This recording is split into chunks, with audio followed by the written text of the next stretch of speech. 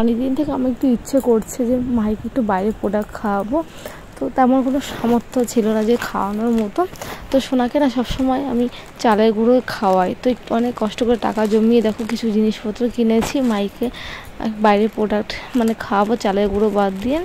তো দেখো মায়ের জন্য কেনাকাটা করেছি, তোমাদের দেখিয়ে দিলাম। ভীষণই ভালো লাগে যে মায়ের জন্য কিছু কিনতে পেরেছি, অনেক কষ্ট করে টাকাটা জমিয়েছি।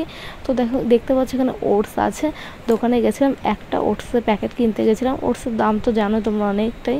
তো দোকানদার বললো 2টো প্যাকেট নিয়ে নাও, তাহলে এই কন্টেনারটা মানে পাবে ফ্রি। আর দুটো মিলে দেখো 850 গ্রাম, প্রাইস হচ্ছে 224 টাকা, নিয়েছে আমার থেকে 210 টাকা। তো বললো তোমার কন্টেনারের মধ্যে মানে ওসটা প্যাকেটটা খুলে রাখতে পারবে, নষ্ট হবে না। এক্সট্রা 100 গ্রাম বেশি আছে, তাই কন্টেনারটা নিয়ে নিলাম। 400 গ্রাম নিলে যা দাম নিত একটু কম আছে। তো হাই ফ্রেন্ডস, কেমন আছো তোমরা? আশা করি ভালো আছো। তো আজকে রাতেই ব্লগটি শুরু করেছি। কিছু কেনাকাটা করতে গেছিলাম, শরীরটা খুব একটা ভালো নেই। এমনি তো শরীর ভালো নেই, মন ভালো নেই।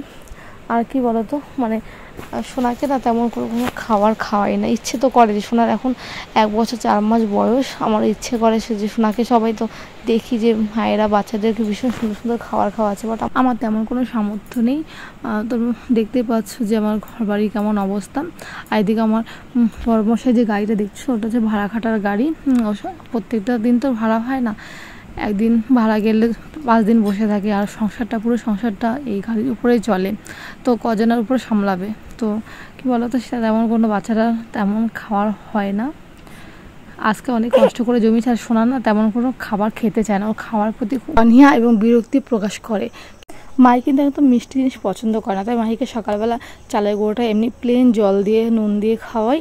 আর মাহি অঙ্গনের স্কুল থেকে একটা ডিম পায়, বা অর্ধেক ডিম যেটা পায় সেটাই খাওয়ানো হয়, আর কিছু খাওয়ানো হয় না ওকে। চালের গুঁড়োর উপরেই নির্ভর করতে হয়। তো তার জন্য দেখো আজকে ওটস নিয়ে এসেছি। ওটসটা হেলদি, ডায়েটের মধ্যে পড়ে, আবার তোমার ফ্যাটও করবে না। তো সবসময় বাচ্চারা ছোটোবেলা যেন তো ঝরঝরে একটু থাকাটাই ভালো। আমার মাহি কিন্তু এমনিতে রোগা পাতলাম।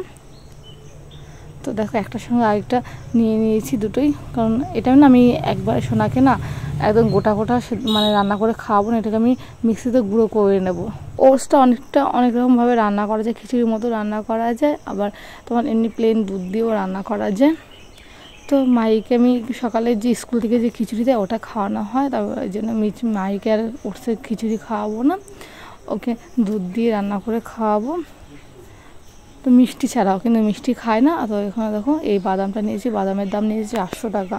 তো অনেক এই ছোটো ছোটো জিনিসগুলো হয়তো মানে ভালো লাগছে আমার কাছে, মা ওই আনতে পেরে ভীষণই, কিন্তু এগুলো আমাদের সামর্থ্যের মধ্যেগুলো পড়ে না যে ড্রাই ফ্রুট জাতীয় খাবার এনে বাচ্চাকে খাওয়াবো। আমি প্রেগনেন্সির সময় কিন্তু খাইনি, তো এটা সোনার পাপার জন্য এনেছি, বড় মশাইয়ের জন্য এনেছি। ও ছেলে মানুষ বাড়ির বাইরে থাকে, তেমন করে খাওয়া হয় না। আমার গাড়িতে ভাড়ায় গেলে কখন খাওয়া হয়, কখনো খাওয়া হয় না। তা কিশমিষ্টিটা মুখে দিয়ে সারাদিনে অন্তত ক্লান্তিটা দূর হয়। এখানে দেখো সিমুই এনেছি, এটা আমি দোকানে গিয়ে বলেছি বাচ্চাদের। তো এই সিমুইটা না বাচ্চাদের খাওয়ানো যায়, তো আমি 5টা এনেছি, 50 টাকা নিয়েছি, 10 টাকা করে প্যাকেট। আর সিমুই, দুধ আর সুজির একটা রেসিপি জানি, আমার সোনা একটু খেতে পারে ওটা চিনি ছাড়া। আমি সব কিছু সোনাকে চিনি ছাড়াই খাওয়াই। সুজিটা এনেছি, দেখো সুজিটা আমি তেমন করে খাওয়াই না। তো এখন সোনা বললাম তো তোমাদের 1 বছর 4 মাস হয়ে গেছে, তো মাঝে মাঝে একটু ট্রাই করবো। তার জন্য আমরা মায়েরা সবসময় চিন্তিত থাকি নিজেদের সন্তানদের নিয়ে, যে ও ঠিকঠাক পুষ্টি পাচ্ছে কিনা, খাবার খাচ্ছে কিনা। কেউ সামর্থ্যের মধ্যে পড়ে না, তাদের পারে না।